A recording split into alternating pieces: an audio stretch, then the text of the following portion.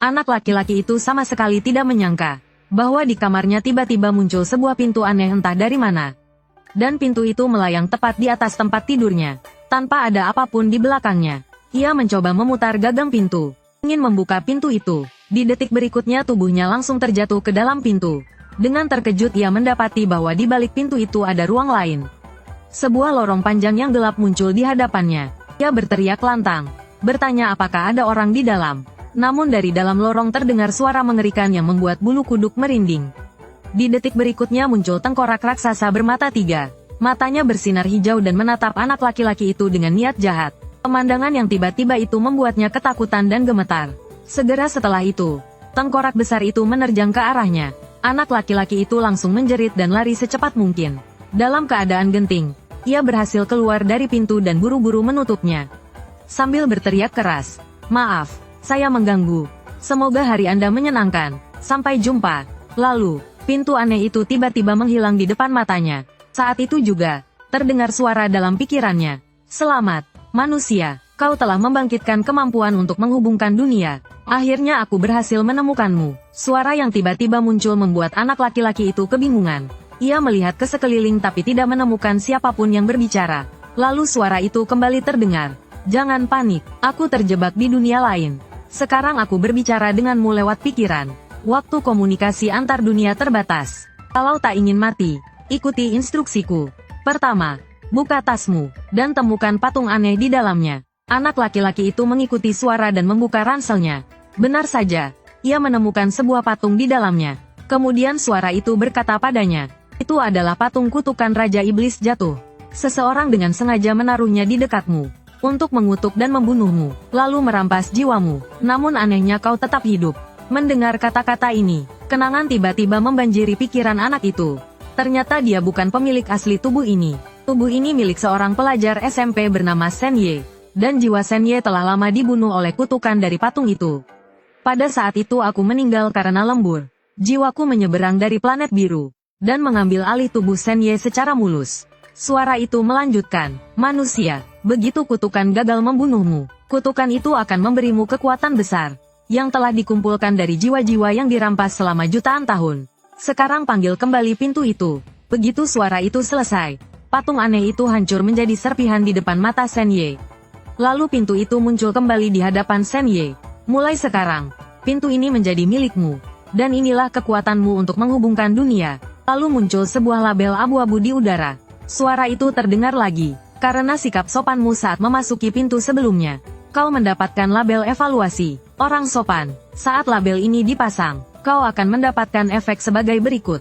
Ketika bertindak dengan sopan, orang lain akan memiliki kesan sedikit lebih baik terhadapmu." Kemudian suara itu tampaknya terganggu oleh sesuatu, dan mulai terdengar terputus-putus. "Kekuatanku hampir habis. Manusia, berhati-hatilah. Orang yang menggunakan patung kutukan padamu, begitu tahu kau masih hidup, akan datang lagi untuk membunuhmu."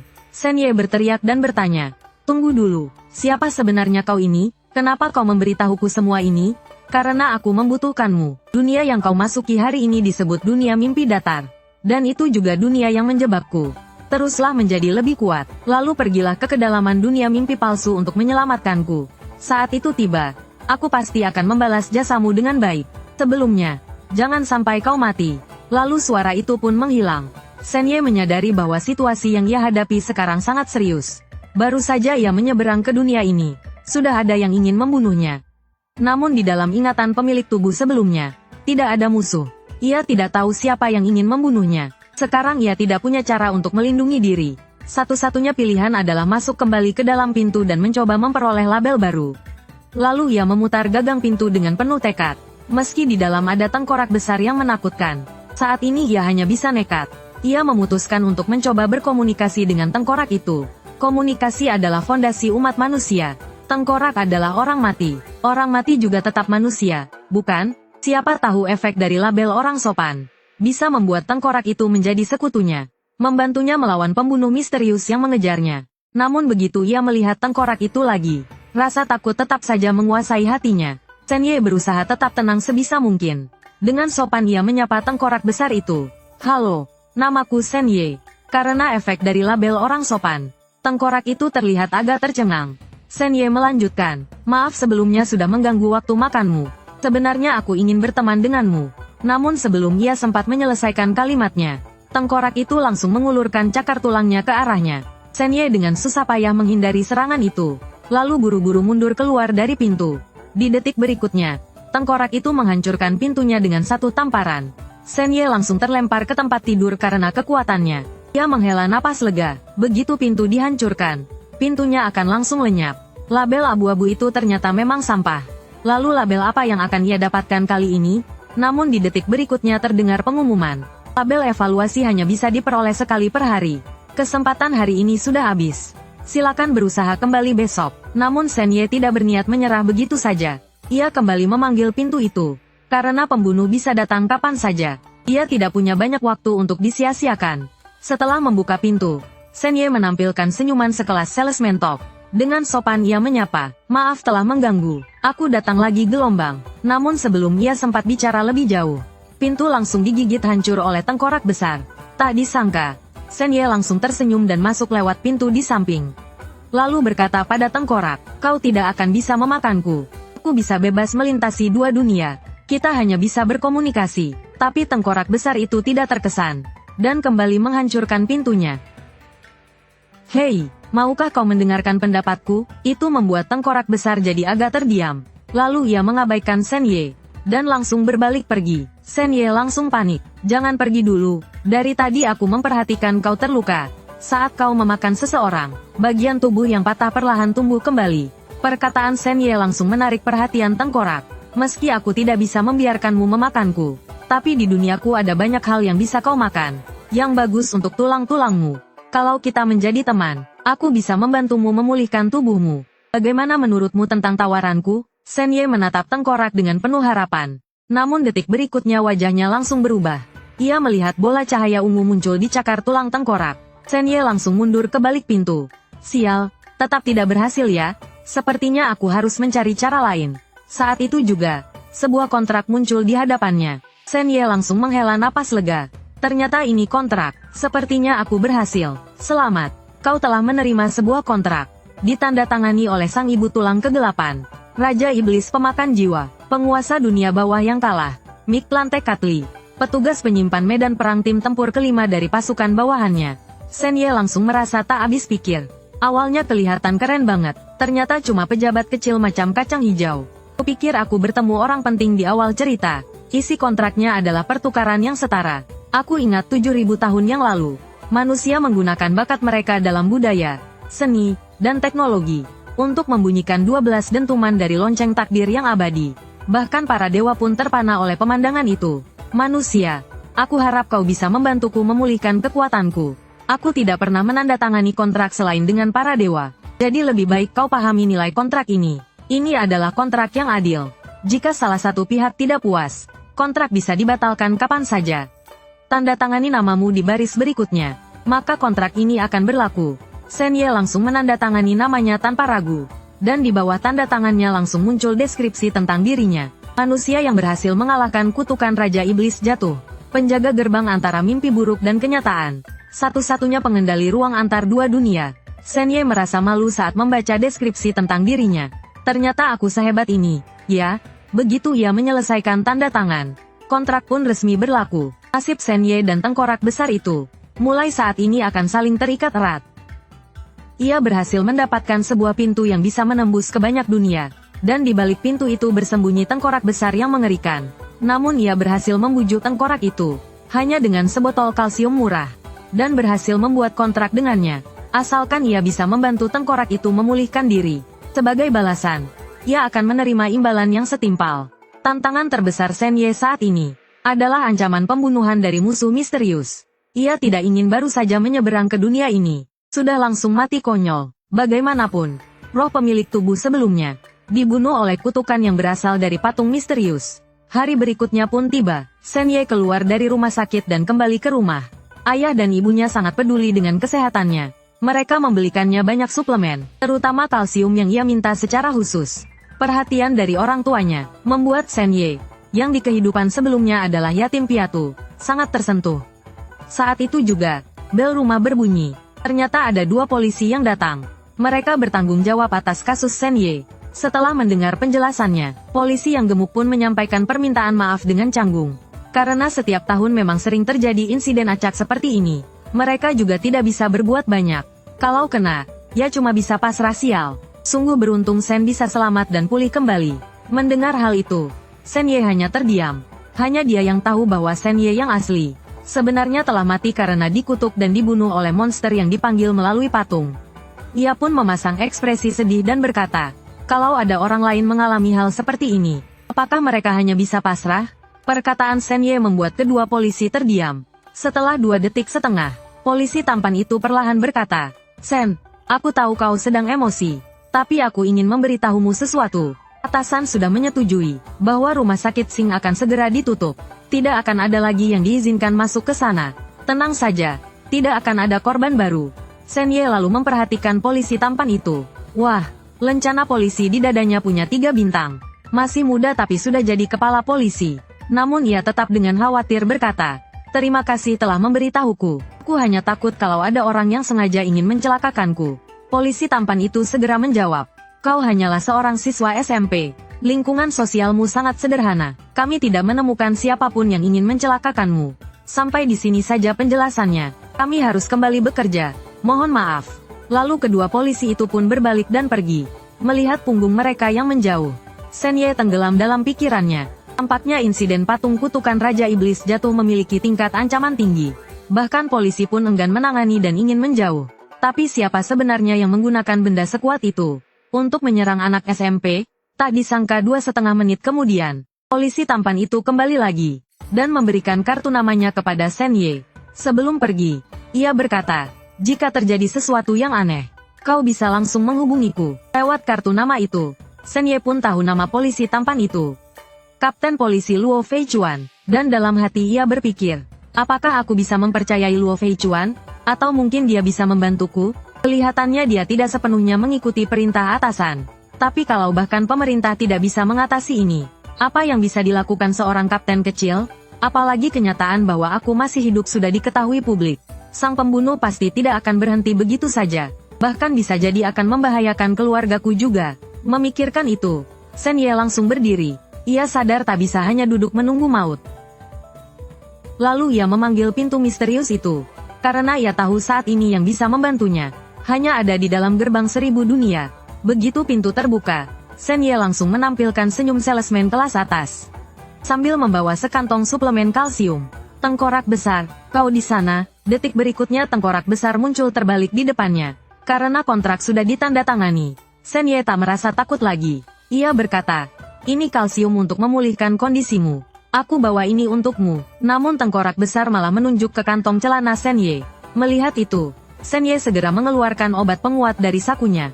Apa, kau mau yang ini? Begitu ia selesai bicara, cahaya hijau berkumpul di cakar tulang si tengkorak, lalu berubah menjadi kristal hijau. Ia sangat menginginkan obat penguat yang lebih manjur darimu. Sebagai petugas penyimpan di medan perang, ia memilih barang peninggalan musuh sebagai barang barter. Ingin menukarnya dengan obat dari tanganmu. Kristal mimpi raja. Level dasar. Barang buatan ras elf tingkat tinggi.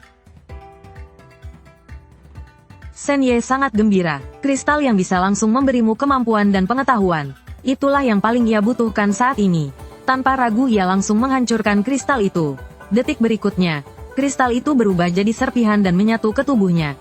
Kau mempelajari skill lari rusa di bawah cahaya bulan. Teknik gerakan utama prajurit ras elf. Suku tengkorak dan ras elf telah berperang selama bertahun-tahun. Untuk melawan Andit, elf menciptakan teknik ini. Teknik ini memungkinkan penggunanya untuk menghindar, menerobos, dan menyelinap. Setelah memahami skill itu, Sen Ye sangat senang. Ini jelas sangat meningkatkan kemampuan bertahannya. Lalu kotak-kotak kalsium dari kantong plastik pun beterbangan, mendarat di tangan tengkorak besar itu. Setelah itu tengkorak besar perlahan menghilang ke dalam lorong. Pergi menyembuhkan diri sendiri. Sen Ye pun mencibir sambil menggerutu. Sembunyi di kegelapan pula. Padahal sudah tanda tangan kontrak tapi masih penuh rahasia. Sudahlah, abaikan saja dia. Lebih baik aku pelajari dulu teknik gerak yang baru saja ku dapat. Ayah dan ibu juga akan segera pulang. Lebih baik aku kembali ke kamar dulu. Namun hal yang menyebalkan pun terjadi. Karena ia diberitahu bahwa gerakan pertama dari teknik ini, yaitu menghindar. membutuhkan 3 poin kelincahan, sedangkan kelincahannya baru 2 poin. Masih kurang 1 poin agar bisa menggunakan teknik menghindar. Saat itu juga terdengar suara dingin. Kau masih hidup rupanya, bagaimana bisa? Wajah Shen Ye langsung berubah kaget. Ia menoleh ke arah sumber suara. Seorang pria berbaju hitam entah sejak kapan tergantung di jendela. Dengan tatapan bengis, pria itu menatap Shen Ye dan berkata, "Menarik sekali, mari kita lihat kemampuanmu." Detik berikutnya ia langsung menyerang Shen Ye dengan pisau.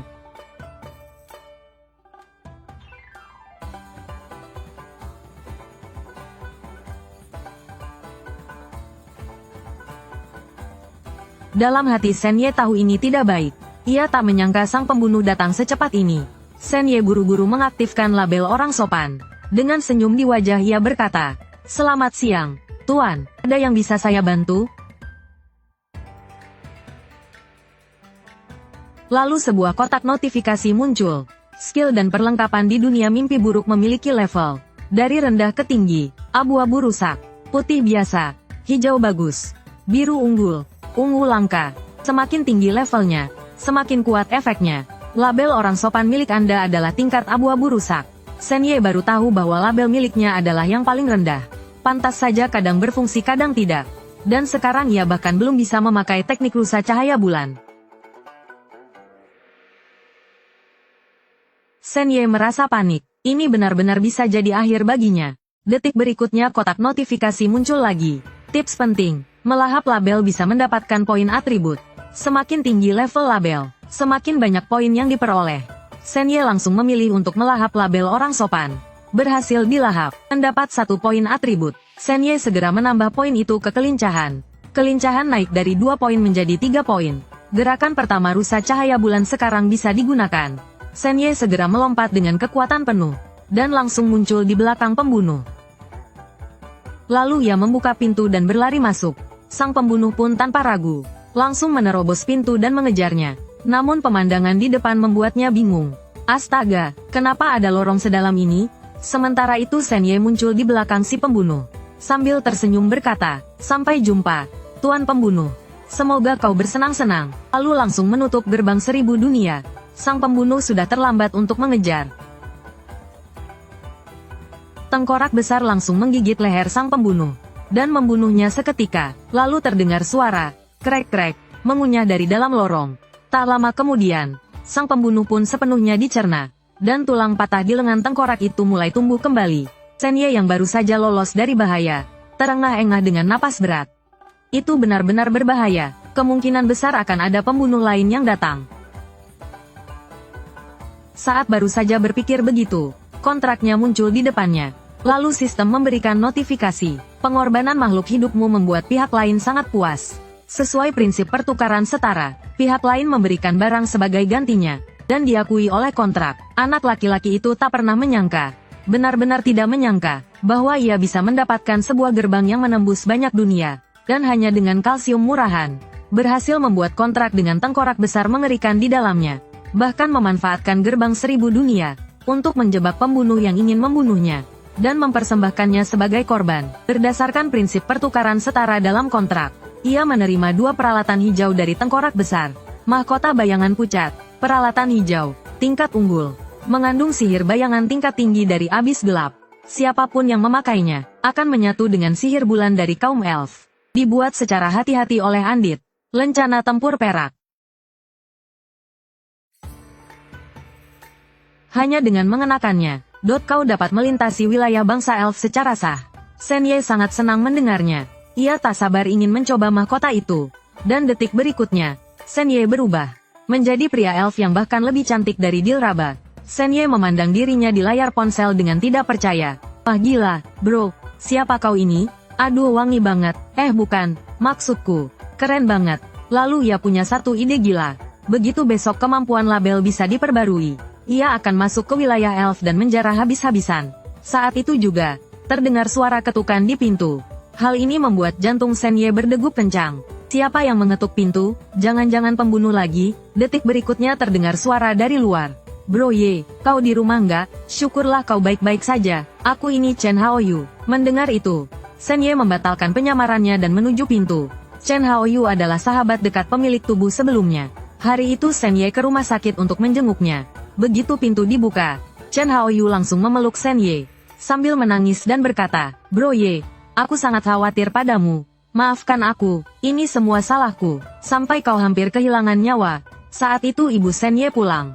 "Bukankah ini Haoyu, datang menjenguk Xiao Ye ya?" Shen Ye menoleh keluar dan bertanya, "Ma, kenapa cuma ibu yang pulang?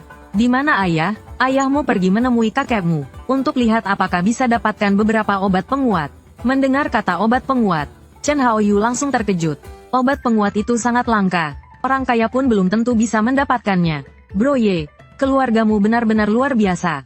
Lalu dia berkata lagi pada Shen Ye, "Bro Ye, orang tuamu benar-benar baik padamu. Kau harus cepat sembuh dan ikut ujian masuk SMP."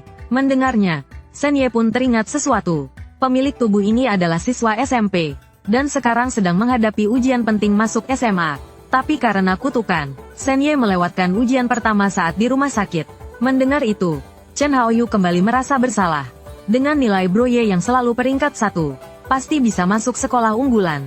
Semuanya salahku. Melihat itu, ibu Shen Ye segera menenangkan. "Jangan menyalahkan dirimu, Haoyu. Meski Xiao Ye melewatkan ujian kekuatan pertama, selama dia tampil baik di ujian kelincahan kedua, dia tetap bisa masuk sekolah menengah biasa." Baru saat itu Shen Ye teringat. Selain ujian akademik, ada juga tes kekuatan fisik dan kelincahan. Tapi sekarang dia sedang diburu pembunuh. Pergi ke sekolah sama saja dengan menjerumuskan diri ke dalam bahaya. Memikirkan hal itu, Shen Ye jadi bimbang. Ia ingin menyerah pada ujian tapi merasa tidak rela. Ibunya melihat tubuhnya yang gemetar. Dengan penuh kekhawatiran di mata, lalu ia merentangkan tangan. Ibu langsung memeluk Shen Ye erat. Dengan suara lembut berkata, "Kalau kamu tidak mau ikut ujian, tidak masalah. Kami hanya ingin kamu sehat dan aman-aman saja." Mendengar itu, hati Shen Ye tergetar. Ini adalah kehangatan yang tak pernah ia rasakan di kehidupan lamanya sebagai yatim piatu. Di detik itu juga ia memutuskan, "Tenang saja, Bu. Ibu tahu kan kekuatanku. Besok aku akan ke sekolah ikut bimbingan intensif." Melihat anaknya bangkit kembali, ibu pun merasa lega. Jika Shen Ye memutuskan menyerah, ibu pasti akan mendukungnya. Tapi dia tidak bisa begitu. Kenangan Shen Ye terus mengalir dalam pikirannya. Ternyata hubungan orang tuanya dengan kakek dan keluarga besar sangat buruk. Mereka hidup mandiri dengan kerja keras sendiri. Meski hidup pas-pasan, tapi masih bisa bertahan. Jadi mereka pasti tidak mampu membeli obat penguat mahal. Itu pasti hasil memohon-mohon kepada kakek. Tapi anak mereka Shen Ye sudah meninggal. Mulai sekarang, akulah anak mereka. Aku tidak boleh menyia-nyiakan semua pengorbanan itu. Hari berikutnya pun tiba. Shen Ye datang ke sekolah lebih awal. Melihat buku-buku pelajaran di mejanya, ia merasa sangat penasaran. Pelajaran di dunia ini sungguh berbeda. Bahkan ada bentuk tubuh, kekuatan spiritual, dan latihan kekuatan. Dengan banyaknya orang di sekolah, kemungkinan besar pembunuh tidak akan berani bertindak di tempat umum. Kalau aku masuk sekolah unggulan, pasti akan ada lebih banyak guru hebat yang bisa melindungiku. Saat sedang berpikir, seorang teman datang dan berkata, "Shen Ye, Zhao Yibing si bunga sekolah mencarimu. Ia menunggumu di lorong." 2,5 menit kemudian, Shen Ye menemui Zhao Yibing di lorong. Ia ingat gadis ini adalah teman Shen Ye sebelumnya. Dulu dia terus mengejar Shen Ye untuk belajar bersama. "Zhao Yibing, ada apa mencariku?" Si bunga sekolah menjawab, "Ku dengar kau kembali untuk persiapan ujian. Aku dapat nilai bagus di ujian pertama. Aku juga yakin dengan sisanya. Kemungkinan besar aku bisa masuk sekolah unggulan provinsi." Shen Ye tersenyum dan mengucapkan selamat padanya. Namun Zhao Yibing tampak ragu-ragu. 2 detik kemudian, ia pun mengungkapkan maksudnya. "Aku ingin bilang, mulai sekarang jangan cari aku lagi." Perkataan itu langsung membuat para siswa di sekitar heboh. Ada gosip, ayo. Bunga sekolah mau putusin Shen Ye. Shen Ye pun hanya bisa tertegun mendengarnya. Lalu Zhao Yibing melanjutkan dengan nada manis menyebalkan. "Shen Ye, maksudku mulai sekarang kita jalani jalan masing-masing. Lambat laun karena perbedaan kelas sosial, kita akan kehilangan topik untuk dibicarakan. Jadi lebih baik jangan lanjut lagi. Tapi kita masih bisa jadi teman. Aku sudah hapus kontakmu. Semoga hidupmu ke depannya baik-baik saja." Shen Ye mendengar itu langsung terdiam. Berpikir, apa-apaan si cewek ini? Aku bahkan sudah ketinggalan 1 ujian. Dan sekarang dia malah menendangku saat jatuh. Bukankah itu terlalu kejam? Lalu dengan nada datar Shen Ye berkata, "Setahuku selama ini kamu yang datang ke kelasku. Aku tidak pernah sekalipun mencarimu." "Zhao Yibing, Aku tidak pernah ingin berteman denganmu. Ujian sudah dekat. Semoga kamu konsisten. Jangan ganggu aku lagi dan mengganggu persiapanku. Perkataan Shen Ye membuat kerumunan siswa menjadi ribut. Dulu Shen Ye siswa terbaik di angkatan. Zhao Yibing selalu menempel padanya. Sekarang Shen Ye gagal ikut satu ujian. Dia malah menjauhinya di depan umum. Itu terlalu kejam, kan? Komentar teman-teman membuat wajah Zhao Yibing memerah. Sahabat perempuannya tak terima, marah pada Shen Ye. Kenapa kau berbicara begitu padanya? Bingbing sudah banyak memberi hadiah padamu. Kau sungguh mengecewakan. Zhao Yibing pun memalingkan wajah dan mulai meneteskan air mata dengan penuh kepiluan. Shen Ye, kupikir kita ini teman. Melihat itu, Shen Ye mulai merasa muak. Dalam hati ia berpikir, cewek ini drama banget sih.